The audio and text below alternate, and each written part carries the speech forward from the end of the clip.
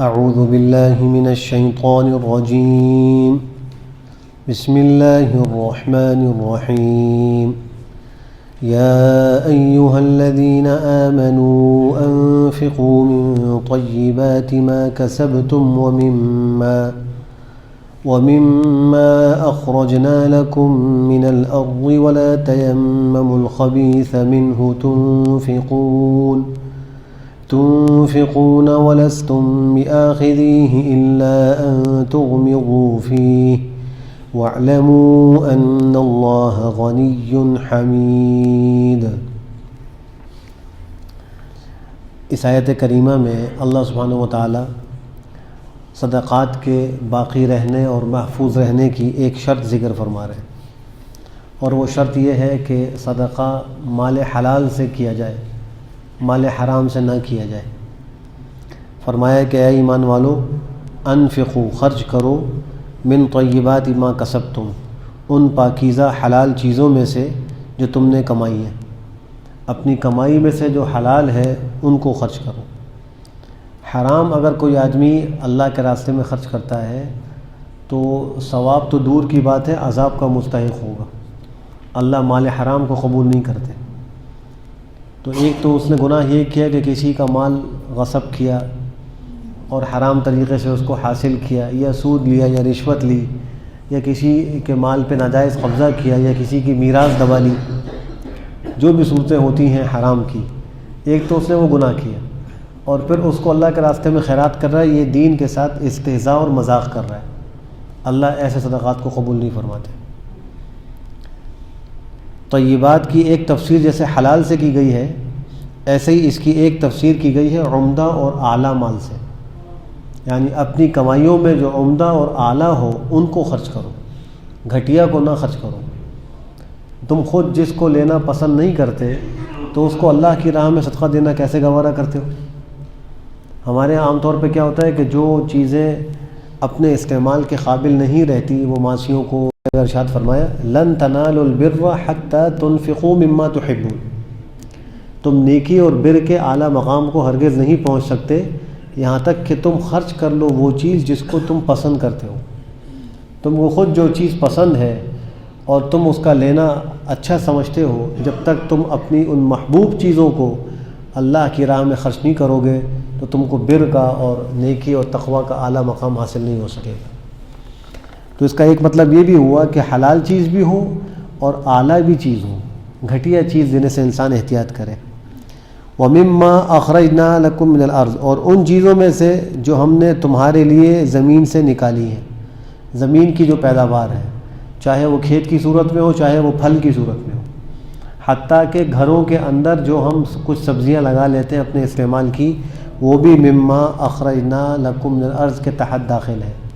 لیمو لگا لیا، ہری مرچ لگا لی، دھنیا پودینہ لگا لیا، ہم اس کو نکال لیتے ہیں، لیکن اس کا صدقہ ہم دیتے ہیں۔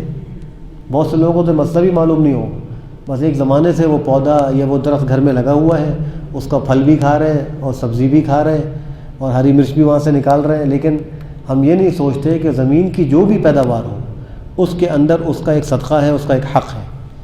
اگر وہ زمین ایسی ہے کہ اس میں بارانی پانی سے اس کو سیراب کیا جاتا ہے اور بغیر کسی خرچے کے پانی مل جاتا ہے، مثلا نہری پانی اس کو مل رہا ہے خرچے کے بغیر، یا بارش سے وہ جو ہے کھیتی پل رہی ہے یا وہ باغ پل رہا ہے، تو اس کے اندر 10واں حصہ لازم ہے۔ یعنی اگر کسی کو 10 کلو کوئی سبزی یا پھل حاصل ہو اور اس پھل کے حصول میں پانی وغیرہ کے اعتبار سے اس پر کوئی مشقت نہ آتی ہو تو 1 کلو اس کا حق ہے، اس کو دینا پڑے گا اللہ کے راستے میں، غریب مستحق کو دینا پڑے گا۔ 9 کلو وہ استعمال کر سکتا ہے، 1 کلو اس کو دینا پڑے گا۔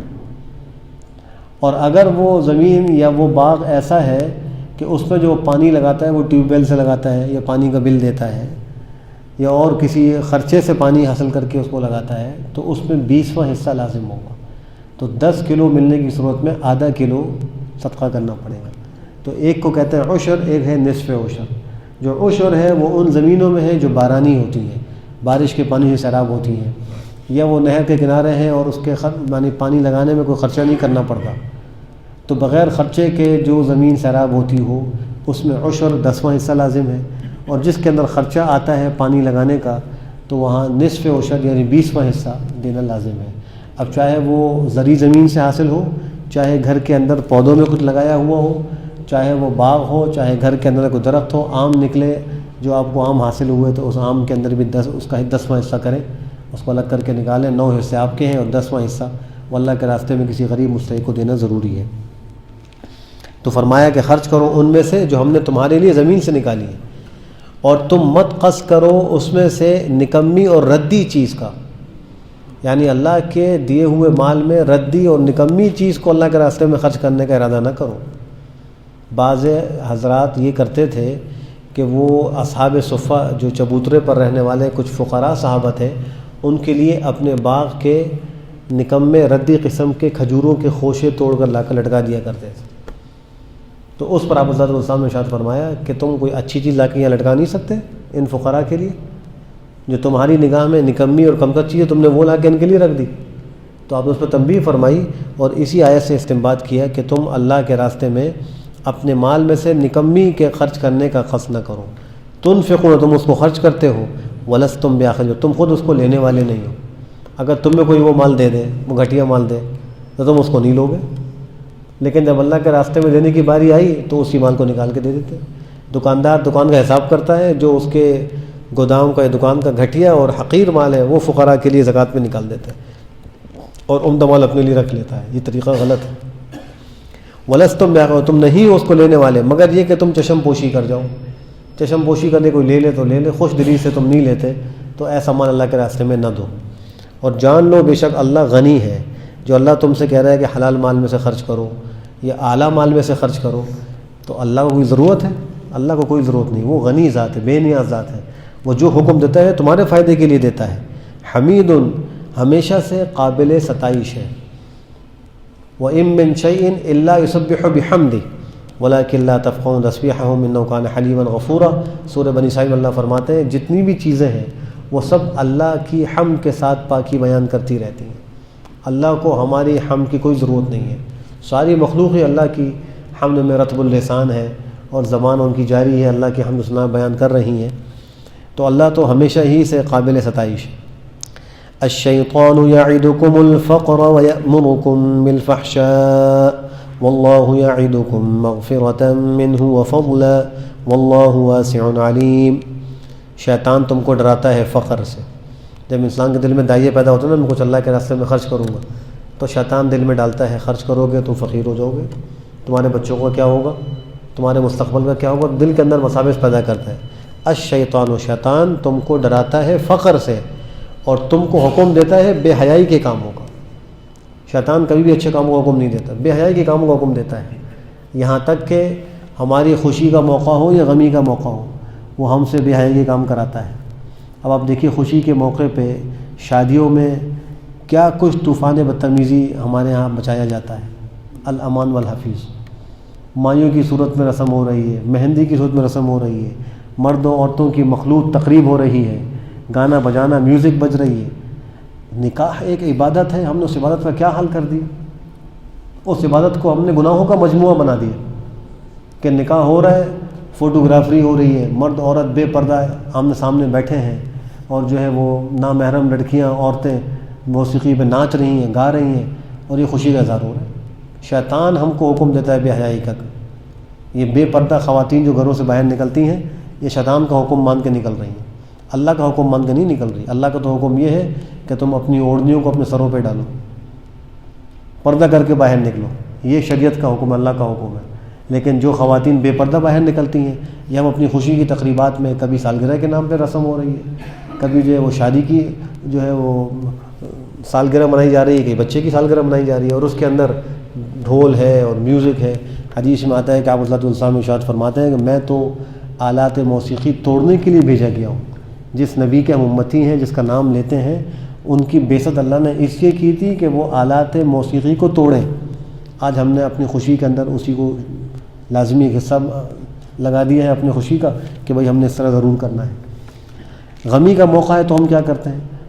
اوکاڑا کے قریب ایک خاتون کا انتقال ہوا، تو اس خاتون کے لواحقین نے اس کے سویم کے دن میں بھنگڑا ڈلوایا ناچنے والے بلوائے کہ یہ خاتون اس بھنگڑوں کو بہت پسند کرتی تھی، لہٰذا آج اس کا سویم ہے تو یہاں اس کی خوشی میں یہ بھنگڑے ڈالے جائیں۔ باقاعدہ پیسے خرچ کر کے ناچنے والے آئے اور ڈھول کی تھاپ پر وہ ناچے۔ اب ہم سوچیں کہ اس خاتون کو کوئی ثواب ملا ہوگا اس کا؟ اور اسی علاقے کے قریب ایک بوڑھا آدمی، اس نے وصیت کی کہ جب میرا جنازہ اٹھے تو ڈھول کی تھاپ پر اٹھے ناچنے والے ساتھ۔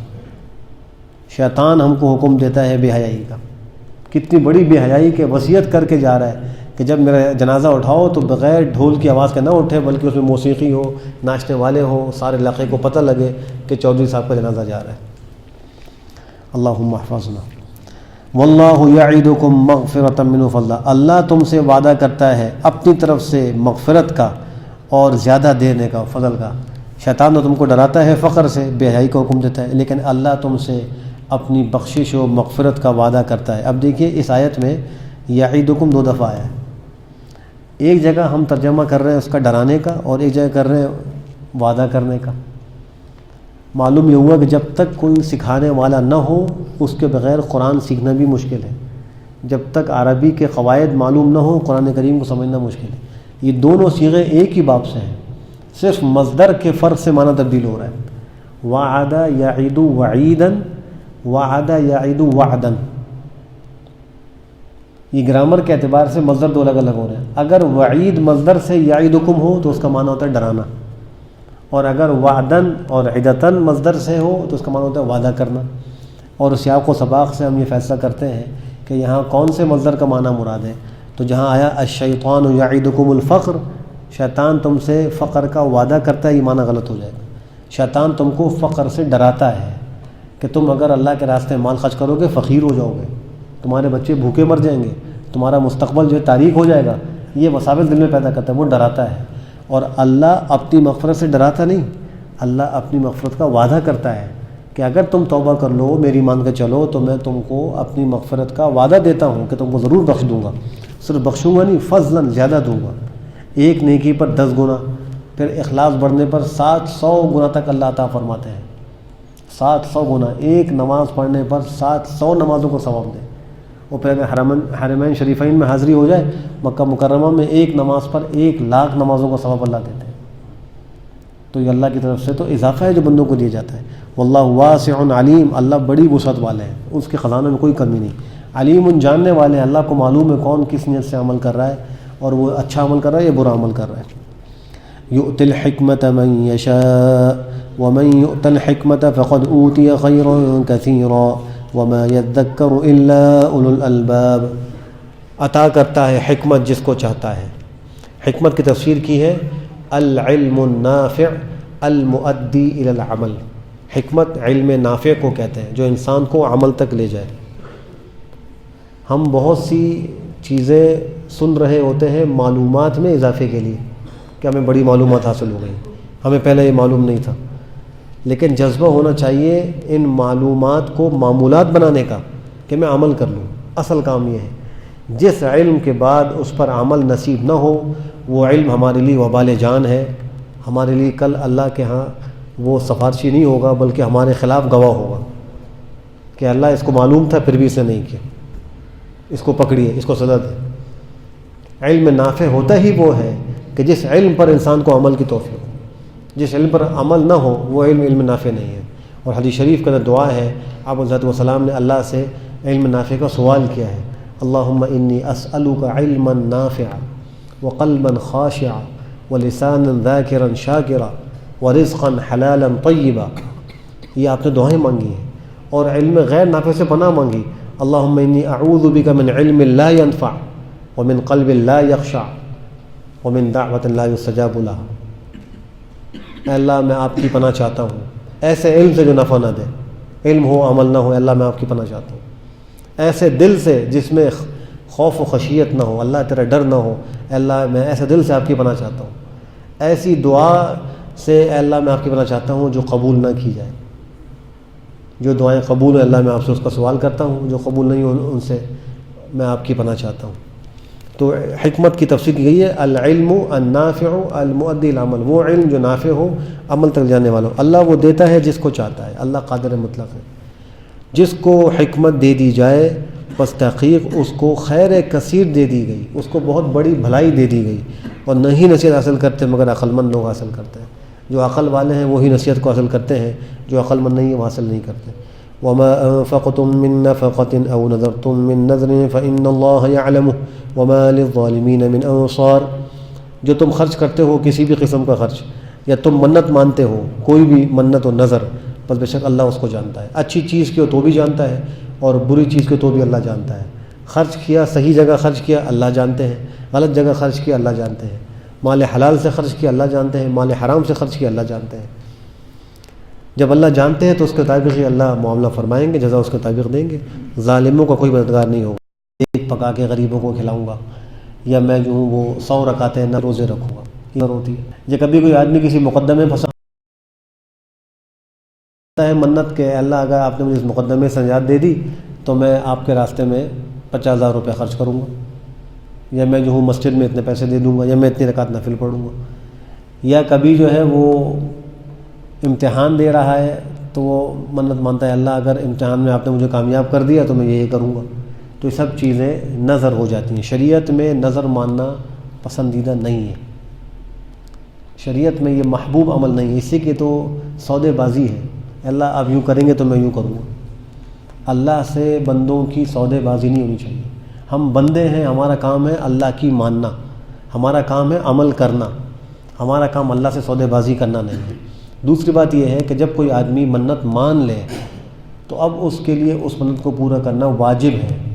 اگر نہیں کرے گا تو ترک واجب کا گناہ گار ہوگا، گناہ کبیرہ کا مرتکب ہوگا۔ وَلْيُوفُوا نُذُورَهُمْ، اللہ فرماتے ہیں لوگوں کو چاہیے کہ وہ اپنی منتوں کو پورا کیا کریں۔ تو اولاً تو منت نہ مانے، بغیر مانے ہی ویسے کر دیا کرے خرچ۔ مقدمے پھنسا ہوا ہے ویسے ہی اللہ کے لیے کوئی صدقہ کر دیا کرے، اللہ میں غلط مقدمے میں پھنس گیا، آپ کے راستے میں صدقہ دیتا ہوں، مجھے اس سے نکال دیجیے۔ اگر جو ہے وہ کوئی بیماری ہے تو بغیر منت مانے ویسے ہی خیرات کر دے، اللہ بیماری ہے میں شفا یابی کے لیے آپ کے راستے میں ہی دیتا ہوں۔ امتحان میں کامیابی کا مسئلہ ہے، بغیر منت کیے ہوئے ایسے ہی خرچ کر دے، منت نہ مانے۔ لیکن اگر منت مان لی ہے تو پھر اب اس کو پورا کرنا قسم کی طرح ضروری اور واجب ہے۔ پورا نہیں کرے گا تو گناہ گار ہوگا۔ اللہ سبحانہ و تعالی ہم سب کو شریعت پر بہتر عمل کی توفیق نصیب فرمائے۔ الحمدللہ رب العالمین والعاقبۃ للمتقین والصلاة والسلام على خیر خلقہ محمد وعلى آلہ وصحبہ اجمعین۔ اللہم ارنا الحق حقا وارزقنا اتباعہ وارنا الباطل باطلا وارزقنا اجتنابہ۔ ربنا آتنا فی الدنیا حسنہ وفی الآخرۃ حسنہ وقنا عذاب النار۔ اللہم احسن عاقبتنا فی الامور کلہا وأجرنا من خزي الدنيا وعذاب الآخرة۔ اللهم إنا نسألك علما نافعا وقلبا خاشعا ولسانا ذاكرا شاكرا ورزقا واسعا وحلالا طيبا وتوبة نصوحا وتوبة قبل الموت وتوبة عند الموت ورحمة ومغفرة بعد الموت والعفو عند الحساب والفوز بالجنة والنجاة من النار۔ اللهم إني أعوذ بك من زوال نعمتك وتحويل عافيتك وفجاءة نقمتك وجميع سخطك۔ اللهم إنا نعوذ بك من علم لا ينفع ومن قلب لا يخشع ومن دعوة لا يستجاب لها۔ ربنا تقبل منا إنك أنت السميع العليم وتب علينا إنك أنت التواب الرحيم، وصلى الله تعالى على خير خلقه محمد وعلى آله وصحبه أجمعين برحمتك يا أرحم الراحمين۔